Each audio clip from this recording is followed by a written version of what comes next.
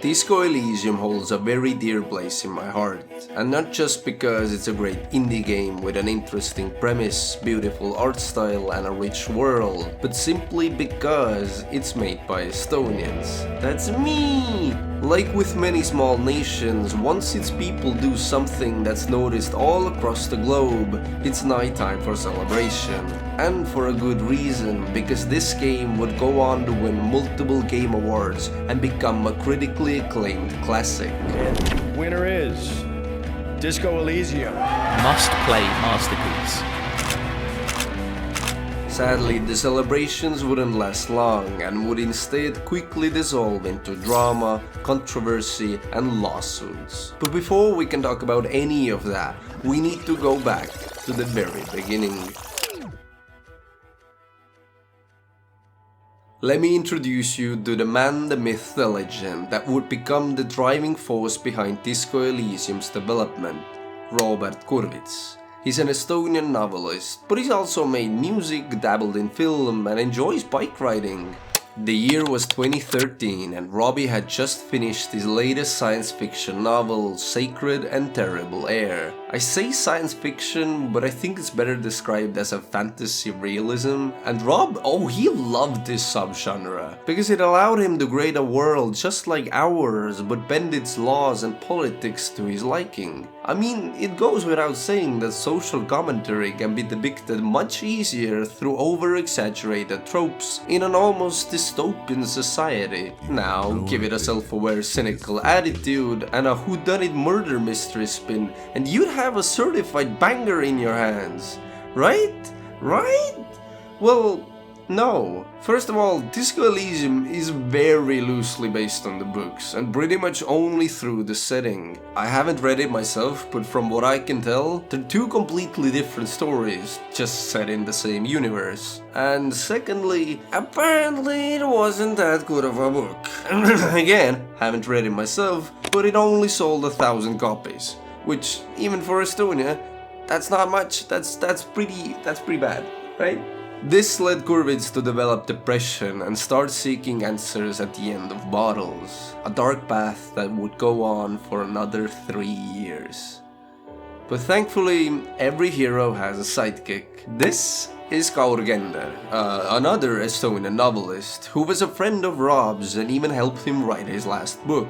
Oh, and he also just so happened to be in a similar hole as him. Together, they snapped back to reality, and on one faithful day, Gender suggested to Kurvitz that maybe instead of pursuing novels, he'd try and capture his world through video games instead. Kurvitz had absolutely zero experience in game development, but you might be onto something, he said. Actually, there is another protagonist I failed to mention, by the name of Alexander Rostov, who is an oil painter and also a friend of Roro. Actually, they had an idea for an RPG-style tabletop game with a similar setting way back in 2005. And once Rostov showed him his concept art of Revakol,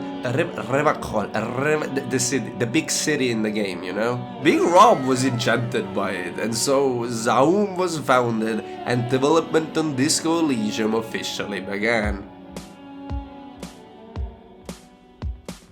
D&D meets 70s cop show in an original, fantastic realist setting with swords, guns and motor cars, realized as an isometric CRPG, a modern advancement on the legendary Planescape Torment and Baldur's Gate.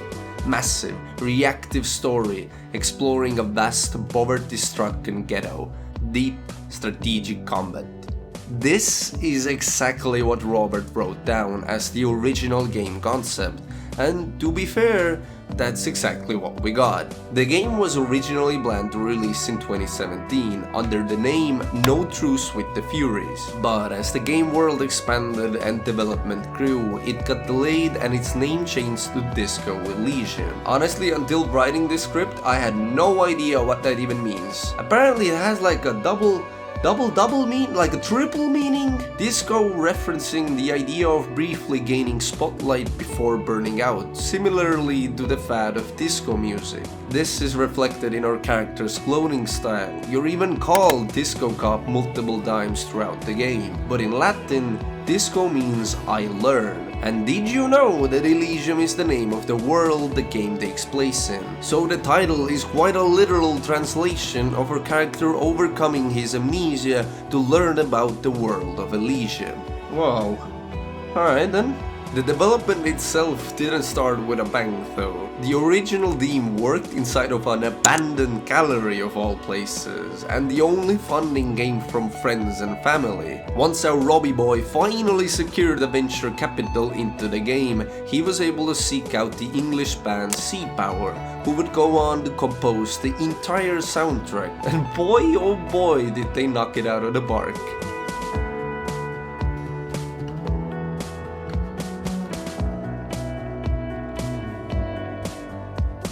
While in Birmingham to speak to the band, Kurvitz realized that England was a way better location for the main development team, so some of the staff flew from Estonia to London and Brighton, with other designers working out of Poland, Romania and China. Overall, by the time of the game's release, tshow had about 20 outside consultants and 35 in-house developers, with a team of 8 writers assisting Kurvitz in the game's dialogue, which there is so much of. It really is like reading a book, which probably now makes a lot of sense after everything I've told you, with, you know, author number 1, author number 2, author number 3. But then again, don't get me wrong, it is the most immersive, interactive and interesting book I've ever read. Kurvitz knew that making a fully player choice driven game is practically impossible, so instead he had his team focus on what he called micro-reactivity, small acts and decisions the player may make, such as an embarrassing comment, and how that may propagate throughout events. Your character has thoughts in this game. Wait, let me say that again, because I don't think you fully understood what I just said. Your character has thoughts, which reveal information, read the room, make logical or radical suggestions, act as a spider sense and dictate your taste in fashion? Half of the game is spent speaking to yourself, and with the D&D-like mechanics, every outcome is truly unpredictable. Every single playthrough is fully personalized, and I have no idea how they did it, but I love it. And so does everybody else. After the art had been drawn, music composed, story written and everything coded, Disco Elysium was released on October 15th, 2019 for the Windows and later Mac. The game was also ported to consoles with the release of its definitive version. The game received universal acclaim, with it being praised for its open world, customizable narrative and an in-depth conversational system by the likes of Metacritic, PC Gamer, IGN and GameSpot. At the 2019 Game Awards, it was nominated for 4 awards and it won all of them, and also went on to win another 8 throughout the following years.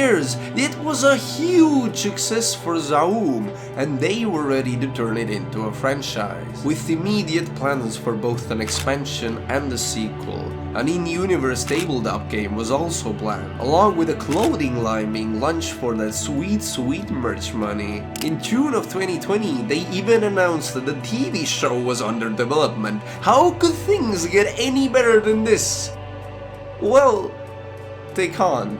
3 years after the game's release, one of the writers on the game, Martin Luiga, announced that he had involuntarily left the company, along with Kurvitz, Rosto and Himpere, stating that tshow no longer represents the ethos it was founded on. Luiga also stated that the other 3 members had been fired under false premises, but tshow spokesperson had nothing to comment. You think Kuno doesn't know what you're talking about? About a month later, conflicting reports of the events were announced. According to our main man Robster, the development studio was originally owned in majority shares by an Estonian corporate and media titan, and then later purchased by a holding company company owned by the studio CEO Ilmar Kompus through a shares purchase in 2021. Kurvitz and Rostow claimed that the funds used for that purchase were pulled from the studio itself, making it the fraudulent purchase. Apparently, Kompus had also purchased 4 sketches from Zaum that were establishing the basis for a Disco Elysium sequel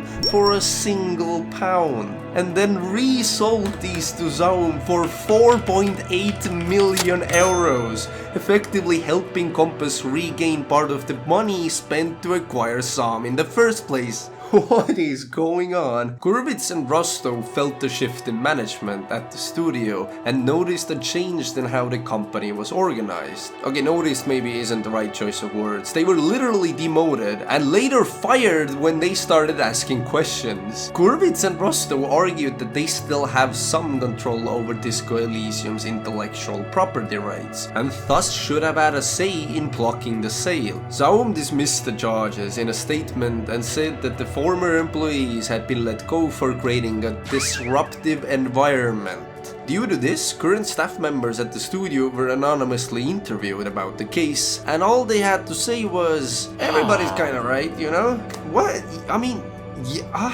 So you're telling me that, yeah, Disco Elysium was indeed stolen from its very own creators, but behind the scenes, these two might have been a pain to work with. Oh boy, this is getting heated. Anyways, the aforementioned Carl Gender was the one who initiated the legal battle, because he too was fired for asking one too many questions. His lawsuit was tackling the financial side of the case, as he was one of the investors in the company and felt that he had been scammed out of a big sum of money. But by December, he had dropped the lawsuit as Kompus had paid back the stolen millions. On the other hand, Kurvitz and Rostow were also suing Zaum by tackling the creative side of the case. Although it is very obvious that something sketchy was going on at the studio, their lawsuit didn't end all too well for them, as it was dropped due to a lack of evidence. Wait, what? In March of 2023, Zaum issued a statement and claimed that all legal actions from former members were concluded and so everything was settled. He said sarcastically to set up a dramatic ending. Not even 3 days later, Big Rob called the studio out on their bullshit and stated that Zaum was deliberately painting them as some disgruntled employees, even though they were still minor shareholders in the company. He also believed that their whole lawsuit was dropped as a larger campaign against them. He is sharpening his pitchfork as we speak, because he's ready to fuck up the system and go to war with the filthy rich. Researching this topic has been a mind-blowing experience. You see, we have a saying that Estonia really is small, meaning that wherever you go, you'll see someone you know. Everybody knows everybody, something like that. And it's never been more obvious to me than now, because both my very own boss and my friend's dad were featured in this story. So it truly breaks my heart knowing how close to home this tragedy took place. I have no idea if, how, or when this case will truly be solved, but I wish all the best to my homeboy Robert for getting his game back, because that's what Disco Elysium deserves. It is truly one of the most interesting games I've ever played, with one of the most interesting development cycles I've ever heard of. The author and their game, in perfect reflectance over themes of life and death, creation and destruction.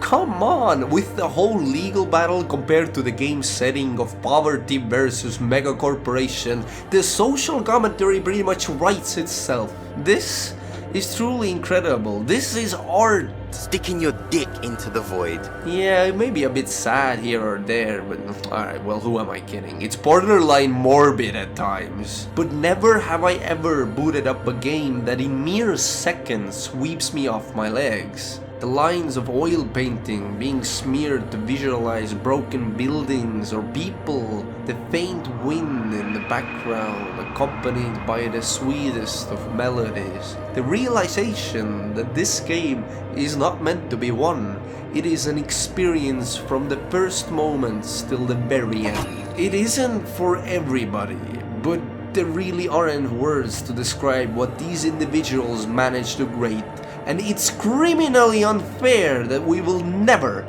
get another game like this. But life can and will go on. Thankfully, or maybe sadly, Earth will not stop spinning. And no matter what happens, I think everything is gonna be alright.